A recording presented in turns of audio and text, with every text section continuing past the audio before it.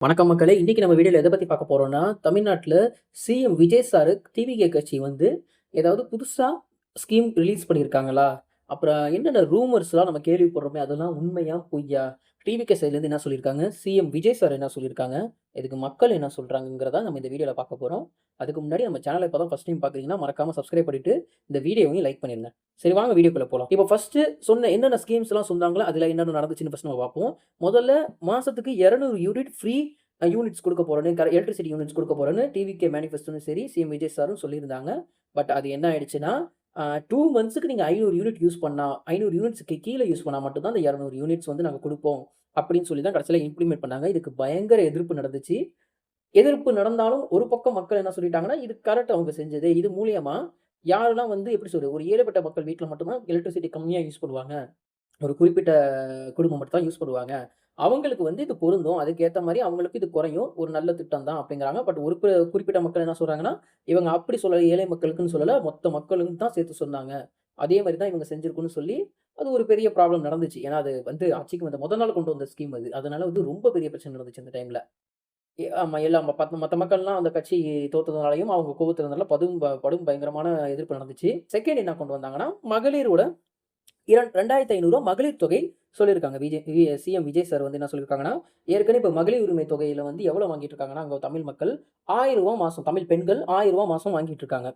அது வந்து இப்போ அவங்க விஜய் சார் அவர் மேனிஃபெஸ்டோல என்ன சொல்லியிருக்காருன்னா, ரூ. 2,500 நாங்க குடுக்க போறோம் அப்படின்னு சொல்லியிருக்காங்க. இந்த மந்த் யாருக்கும் வரல. இந்த மந்த் ரூ. 1000 தான் வந்திருக்குன்னு கேள்விப்பட்டோம். அது மட்டும் இல்லாம ஒரு நெறைய மக்கள் கிட்டத்தட்ட லட்சக்கணக்கான பெண்களுக்கு வந்து பணம் வரல. என்னன்னு பார்த்தோம்னா, அவங்கள வந்து இந்த ஸ்கீம்ல இருந்து எடுத்திருக்காங்க. அவங்க இப்போ வந்திருக்க வந்து ஏதோ ரெக்யர்மென்ட்ஸ் இல்ல ஏற்கனவே இந்த ரெக்யர்மென்ட்ஸ்லாம் ஏதாவது பார்த்துருக்காங்களா? இல்ல மாறியிருக்கான்னு தெரியல. அது மூலியமா அவங்கள அந்த ஸ்கீம்ல இருந்து எடுத்துட்டாங்க. அது இந்த மாசம் நடந்துச்சு. அதுவும் நம்ம கேள்விப்பட்டோம். மக்களும் அதுக்கு எதிர்ப்பு சொன்னாங்க.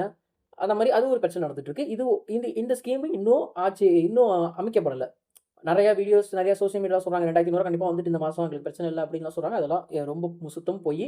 இப்போ வரைக்கும் இன்னும் இம்ப்ளிமெண்ட் பண்ணல. ஏன்னா டிவிக்கு கட்சி ஆட்களே வந்து நீங்க இன்டர்வியூ இப்போ போட்டா கூட வரும் YouTubeல. அதிலேயே பாருங்க அவங்க என்ன சொல்லியிருக்காங்கன்னா, நாங்க வந்து இம்ப்ளிமெண்ட் பண்ணுவோம். கண்டிப்பா இப்போதைக்கு எங்களால முடியாதுன்னு தான் சொல்லியிருக்காங்க. ஸோ அது ஒரு விஷயம். அடுத்த ஸ்கீம் என்ன சொல்லியிருந்தாங்க, இந்த ஃபார்மர்ஸ் லோன் வைவர் ஃபார்மர்ஸோட கடன் தள்ளுபடி, விவசாய கடன் தள்ளுபடி. அது அவங்க விஜய் சார் என்ன சொல்லியிருந்தாங்கன்னா, வந்து ஏக்கர் கணக்குல 5 ஏக்கருக்கு கீழ இருக்கிறவங்களுக்கு 100% 100% அ கடன் தள்ளுபடியும், அப்புறம் அதுக்கு மேல இருக்கிறவங்களுக்கு 50% கடன் தள்ளுபடியும் சொல்லியிருந்தாங்க. ஆனா நடந்தது வேற. அது வந்து எப்படி போயிடுச்சுன்னா, பணம் இதுமா பார்த்துட்டாங்க. 50,000க்கு வந்து 50,000 வரைக்கும். அதுக்கப்புறம் மேல வாங்குறவங்களுக்கு ஒரு 50% வரைக்குமோ என்னமோ ஒரு கணக்கு இருந்துச்சு. அது ஐ மீன் அதுவும் செம்ம டிஃபரண்டான ஸ்கீமா போயிடுச்சு. அதுக்கும் மக்கள் எதிர்ப்பு தெரிவிச்சிருந்தாங்க.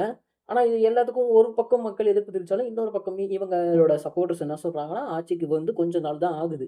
இதுக்கு முன்னாடி இந்த ஆட்சி இந்த மாரி கொண்டு வரல. புதுசா ஒரு ஸ்கீம் கொண்டு வரும்போது இப்படிதான் ஆகும். கொஞ்சம் நாட்கள் ஆகும் அப்படின்னு கேட்கறாங்க. இதெல்லாம் நடந்து முடிஞ்சது. இதுக்கப்புறம் நடக்க போறத நம்ம பேசுவோமா? இப்ப என்னென்ன ஒரு ஒரு ரூமர்ஸ் கிளம்பிட்டு இருக்குன்னா, ஆ சிஎம் விஜய் சார் வந்து அ இட ஒதுக்கீடு ஸ்கீமும், அ நகைக்கடன் விவசாய நகைக்கடன் ஸ்கீமும் கொண்டு வராங்க அப்படின்னு சொல்லி பேசப்படுது. ஆனா மக்களே அது முழுக்க முழுக்க ஃபேக்கான நியூஸ். இது 2 விஷயமும் சரி, இப்போதைக்கு அத பத்தி எதுவுமே கொண்டு வரல. நகைக்கடன் தள்ளுபடி வந்து மிகவும் கடினமான ஒரு ஸ்கீம் அது. ரொம்ப கவர்ன்மெண்ட் சைட்லேருந்து அத கொண்டு வரது ரொம்ப பெரிய கஷ்டம். நீங்க அப்ப ஆன்லைன்ல சர்ச் பண்ணி பார்க்கலாம். போன கவர்ன்மெண்ட் கிட்டத்தட்ட 4000லேருந்து 6000 கோடி செலவு செஞ்சிருக்கு. எதுக்குன்னா, இந்த ஸ்கீம் வந்து கொண்டு வந்ததுக்கு. அந்த நகைக்கடன் ஸ்கீம் போன கவர்ன்மெண்ட் கொண்டு வந்ததுக்கு அத்தன கோடி செலவு பண்ணியிருக்கு. இப்ப வந்து புது கவர்ன்மெண்டால அவ்ளோ கோடி செலவு செஞ்சு, ஒரு புது ஸ்கீம கொண்டு வர முடியாது. இப்ப அவங்க கொண்டு வந்திருக்க அந்த ஃபார்மர்ஸ் லோன் வந்து பழைய ஸ்கீம் அவங்க சொன்னதே 2000 கோடி. இப்ப நடந்திருக்கிறது வந்து 400 500 கோடியோ பேசுறாங்க. அதுவே நீங்க புரிஞ்சுக்கணும். நான் பேசும்போதே உங்களுக்கு புரியுது. ஒரு புது கவர்ன்மெண்டால இவ்ளோ விஷயம்லாம் உடனே செய்ய முடியாது. வேணும்னா ஒரு பல வருஷம் 2, 3 வருஷம் போனா தான் இதெல்லாம் நம்ம கொஞ்சமாவது எதிர்பார்க்கலாம். எதிர்பார்க்கிறதே வந்து நான் வந்து பெரிய ஒரு விஷயமா தான் சொல்றேன். எதிர்பார்க்கிறதே இது வந்து ஒரு கடினமான ஒரு விஷயம் என்னைய பொறுத்தவரைக்கும். கொண்டு வரது ரொம்ப ரொம்ப சாத்தியமே கிடையாது.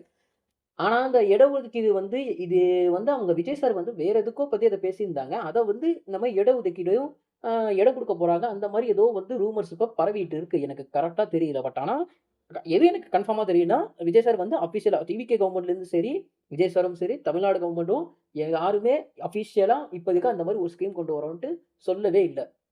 ஸோ, மக்களே வந்து நீங்க இந்த ஃபேக் நியூஸ் எல்லாம் பார்க்காம, அ நியூஸ் சேனல்ஸ்லயும் சில சமயம் வந்து இந்த மாரி ஃபேக் நியூஸ பத்தி கொஞ்சம் இது பண்ணி பேசுறாங்க. அதெல்லாம் விட்டுட்டு, அஃபிஷியலா விஜய் சாரோட வெப் பேஜும் இருக்கு. தமிழ்நாடு கவர்ன்மெண்ட் வெப் பேஜும் இருக்கு. அவங்களோட சோசியல் மீடியா விஜய் சாரோட சோசியல் மீடியாலயும் போய் பாருங்க. அங்க அவங்க இல்ல டிவிகேவோட சோசியல் மீடியா. அங்க பாருங்க. இல்ல அவங்க மினிஸ்டர் பேசுறத கூட கொஞ்சம் கேட்டாலும் உங்களுக்கு தெரிஞ்சிரும். என்ன நடக்கும், என்ன நடக்காதுன்ட்டு. அதனால இந்த ஃபேக் நியூஸ் எல்லாம் நம்பாதீங்க. இப்போதைக்கு ஒரு ஸ்கீம்ஸும் வரப்படல. கொஞ்சம் நாட்கள் கழிச்சு தான் நம்ம என்ன இருந்தாலும் பார்க்கலாம். இதுதான் என்னோட கருத்து. இதுதான் எனக்கு தெரிஞ்ச வரைக்கும் நான் சொல்றேன். உங்களோட கருத்து என்னன்னு நீங்க கமெண்ட் செக்ஷன்ல சொல்லுங்க. நன்றி, வணக்கம்.